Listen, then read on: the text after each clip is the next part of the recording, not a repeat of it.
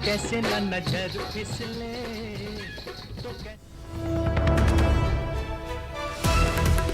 तो इस वक्त की बड़ी खबर हम आपको बता रहे हैं। दिलीप कुमार अब हमारे बीच नहीं रहे हैं। आज सुबह 7:15 बजे उनका इंतकाल हो गया है।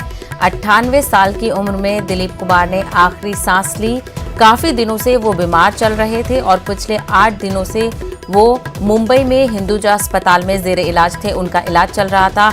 हालांकि दुआएं की जा रही थी। उनकी अहलिया ने भी लोगों से अपील की थी कि लोग उनके लिए दुआ करें। उनकी सेहत में सुधार आ रहा है और हो सकता है कि वो जल्द से जल्द अस्पताल से डिस्चार्ज होंगे। इस तरह की ट्वीट उनकी अहलिया की तरफ से और तमाम लोगों की तरफ से किया जा रहा था, उनके अहले खाना की तरफ से, कि उनकी सेहत में सुधार हो रहा है। लेकिन आज वो सुबह इंतकाल कर गए। तो आज सुबह की बड़ी और दुखद खबर हम आपको बता रहे हैं। दिलीप साहब को ट्रेजेडी किंग भी कहा जाता था और 1944 से लेकर 1998 तक उन्होंने सिनेमा में अपनी जो शख्सियत बनाई है वो हम सबको मालूम है। और उनके जो किरदार हैं, कई बड़ी फिल्मों में उन्होंने काम किया है। मुगले आजम की अगर बात करें तो मुगले आजम ऐसी फिल्म है जो आज तक हमारे दिलों में बसी हुई है। मुंबई से हमारे नुमाइंदे अमित कुमार जुड़ रहे हैं, उनसे बातचीत करेंगे। अमित, दिलीप कुमार साहब हमारे बीच नहीं रहे, एक अजीम शख्सियत थे वो।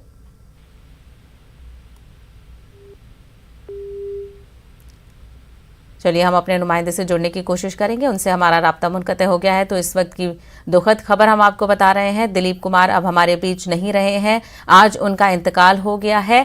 हालांकि अगर बताएं 98 उम्र की साल में उन्होंने आखिरी सांस ली है। अमित राय से हम बातचीत करेंगे। अमित राय, अगर उनकी सेहत में बेहतरी होती तो कुछ ही दिन बाद वो 100 साल अपने पूरे कर लेते। लेकिन इसी तौर पे 98 साल जो है इनकी उम्र थी और सांस लेने में जो है लगातार उन्हें तकलीफ आ रही थी और 29 जून से जो है वो एडमिट थे यहाँ पर। मैं आपको बताऊं कि मुंबई के हिंदुजा हॉस्पिटल में जो नॉन कोविड हॉस्पिटल है, और उसके पहले भी जब वो एडमिट थे, 29 जून के पहले भी जब उन्हें एडमिट किया गया था तो उनके शरीर में जो तरल पदार्थ है उसकी जो ज्यादा जम गया था, जिसकी वजह से उसे जो है सर्जरी करके जो है उसे निकाला गया था। उसके बाद वो कुछ ठीक महसूस कर रहे थे। उसके बाद वो घर गए, लेकिन फिर उन्हें जो है 29 जून को फिर अस्पताल लाया गया। सांस में तकलीफ के चलते जो है और सांस लेने की शिकायत के चलते उन्हें भर्ती किया गया। तो वो आईसीयू में एडमिट थे। डॉक्टर जलील पारकर जो है वो उनका इलाज कर रहे थे। जून में मैं आपको बताऊं कि 2 बार जो है उन्हें अस्पताल में एडमिट होना पड़ा था। लगातार डॉक्टर्स से हमारी बातचीत करके उनका ये कहना था कि उन्हें एडमिट किया गया है यहाँ पे आईसीयू में, और उनका इलाज जो है 4 डॉक्टरों की जो टीम है वो उनका इलाज कर रही है। और मैं आपको बताऊं राहुल गांधी ने भी दिलीप कुमार के निधन पर शोक व्यक्त किया है। उन्होंने ये कहा कि दिलीप कुमार को आने वाली पीढ़ियां जो है वो लगातार याद करेंगे और दिलीप कुमार के परिवार के प्रति जो है मेरी हार्दिक संवेदना है।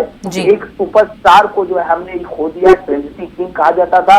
बहुत ज्यादा अच्छी फिल्में इन्होंने दी। इनके लाखों करोड़ों फैंस इस दुनिया में मौजूद है जो लगातार इनके लिए प्रार्थना कर रहे थे। सुबह जैसे 7:30 बजे इनका निधन हुआ और ये जानकारी जो है मीडिया के जरिए बाहर आई, उसके बाद इनके फैंस में जो है काफी निराशा जो है वो हाथ लगी, क्योंकि कोविड का समय है, भीड़ इकट्ठा नहीं हो सकती, तो लोग अपने घरों से ही लगातार जो है दिलीप कुमार की मृत्यु को लेकर जो है अपने घर परिवार में बैठकर जो है एक दूसरे से बातचीत भी करें। आखिरकार इतना बड़ा सुपरस्टार जो है वो चला गया। सायरा बानो इस समय अस्पताल में मौजूद है। मैं आपको बताऊं 8 बार फिल्म फेयर बेस्ट एक्टर चुने गए हैं। 1991 में इन्हें पद्म भूषण जो है सम्मान मिला था। 1995 में दादा साहब फाल्के अवार्ड से जो है इन्हें सम्मानित किया गया था। 1997 में पाकिस्तान का सर्वोच्च सम्मान जो है वो दिलीप कुमार साहब को मिला था। पाकिस्तान ने निशाने इम्तियाज से जो है इन्हें नवाजा था। और 11 दिसंबर 1922 को पेशावर में जन्मे थे और बचपन का नाम इनका था मोहम्मद यूसुफ खान। उसके बाद जो है दिलीप कुमार नाम पड़ा और दिलीप कुमार ने 62 फिल्मों में जो है काम किया यहाँ पर। और 1944 में ज्वार भाटा जो इनकी पहली फिल्म बनी थी, 1966 में इन्होंने सायरा बानो से शादी की यहाँ पर। और 8 बार फिल्म फेयर बेस्ट एक्टर चुने गए हैं। आप इसका अंदाजा लगा सकते हैं कि 8 बार film fair actor, Padma Bhushan सम्मान, उसके अलावा जो दादा साहब फाल्के अवार्ड, तो एक अलग ही इनका मुकाम था इंडस्ट्री में दिलीप कुमार साहब का। बिल्कुल सम्मानित मुकाम और बहुत सारी ऐसी फिल्में इन्होंने दी। इनकी फिल्में देखने के लोगों का तांता जो है वो लगा रहता था, क्योंकि 98 साल की उम्र जब ये अस्पताल गए, जब खबर आई कि इनकी तबीयत खराब थी, तो इनके जो फैंस थे, इनके चाहने वाले लोग थे, वो लगातार प्रार्थना कर रहे थे, दुआओं का दौर जारी था। और सबसे बड़ी बात है अमित, इतनी बड़ी शख्सियत थे दिलीप कुमार साहब कि अगर उनके बारे में बात की जाए तो बातें चलती ही रहेंगी। अगर उनके जुज़्दे खाकी के हवाले से बात करें तो अमित कुमार, उनकी फ्यूनरल को लेकर क्या कुछ अपडेट सामने आ रही है, क्या बताया जा रहा है उनके अहले खाना की तरफ से? देखिए, अभी फ्यूनरल को लेकर जो हमारे पास खबरें आ रही कि शाम तक जो है सेंटा क्रूज के कब्रिस्तान में जो है ये इनका अंतिम संस्कार किया जाएगा, लेकिन अभी तक परिवार की तरफ से या अस्पताल की तरफ से किसी भी प्रकार का कोई आधिकारिक स्टेटमेंट जो है अभी तक नहीं आ रहा है कि आखिर, क्योंकि प्रोसीजर बहुत सारे, क्योंकि कोविड का दौर भी चल रहा है, 50 आदमी से ज्यादा लोग इकट्ठा भी नहीं हो सकते हैं। तो अभी इनके चाहने वाले फिल्म इंडस्ट्री में जुड़े जो लोग हैं उन्हें लगातार जानकारियां मिल रही है, मीडिया के माध्यम से, सोशल मीडिया के माध्यम से लोगों का आना जाना भी लगा रहेगा। तो अभी तक परिवार की तरफ से ये स्टेटमेंट कुछ जारी नहीं हुआ कि आखिरकार अब आगे का प्रोसीजर क्या होगा, आगे की पद्धति क्या होगी। चलिए, तो इसके बारे में अपडेट भी हम आपसे लेते रहेंगे, क्योंकि अब धीरे धीरे सारी प्रतिक्रिया शुरू हो जाएंगी। अगर उनकी बात करें तो अमित, इससे पहले वो 6 जून को भी एडमिट हुए थे, उनकी सेहत में सुधार आया था, वो डिस्चार्ज हुए, लेकिन फिर उनको सांस लेने में तकलीफ हुई, फिर दोबारा वो अस्पताल में उनको दाखिल कराया गया था।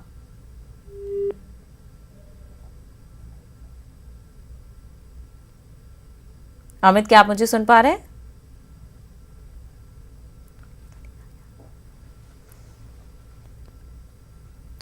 तो इस वक्त की बड़ी खबर हम आपको बता रहे हैं।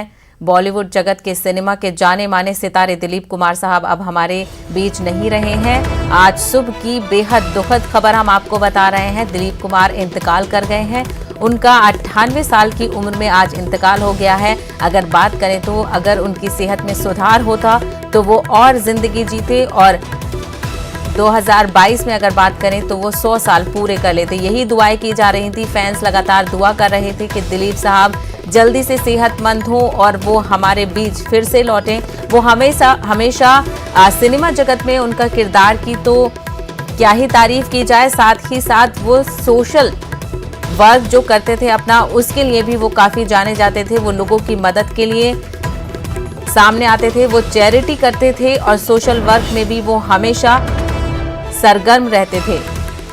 तो काफ़ी दिनों से वो बीमार चल रहे थे। उनको 2 बार अस्पताल में दाखिल कराया गया था। एक बार उनको छुट्टी मिलने के बाद उनकी हालत में सुधार हुआ था, लेकिन फिर कुछ दिनों के बाद उनकी तबीयत नासाज हुई और उनको फिर अस्पताल में दाखिल कराया गया। हालांकि उनकी एहलिया की तरफ से कहा जा रहा था कि उनकी हालत सुधर रही है और वो तमाम उनके फैंस और उनके चाहने वालों से दुआ की अपील कर रही थी, उनकी दुआ की जाए।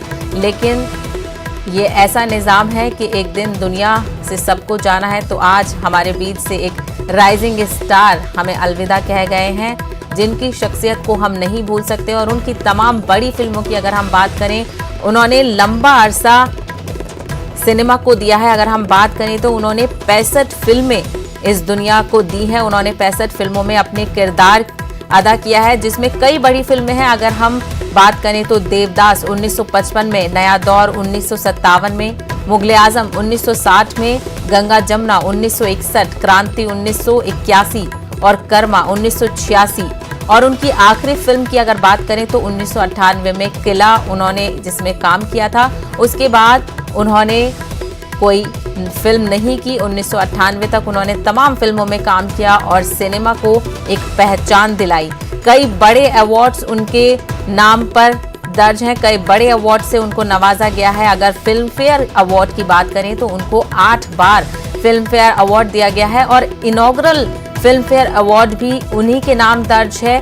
बेस्ट एक्टर के तौर पर उनको फिल्म फेयर अवार्ड दिया गया है और कई बड़े अवार्ड उनके नाम दर्ज हैं। आपको बता दें, पद्म विभूषण और दादा फाल्के अवार्ड भी उनको मिला है।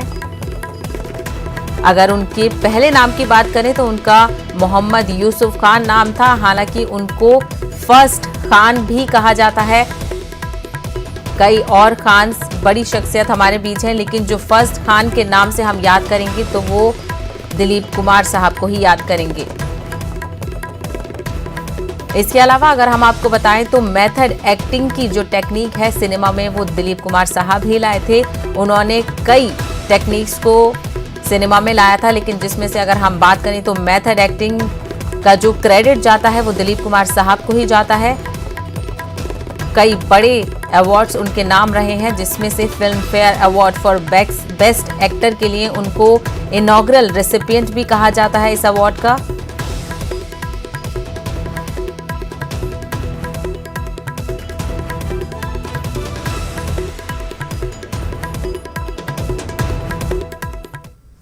तो दिलीप कुमार साहब की यादों को हम आज ताज़ा करेंगे।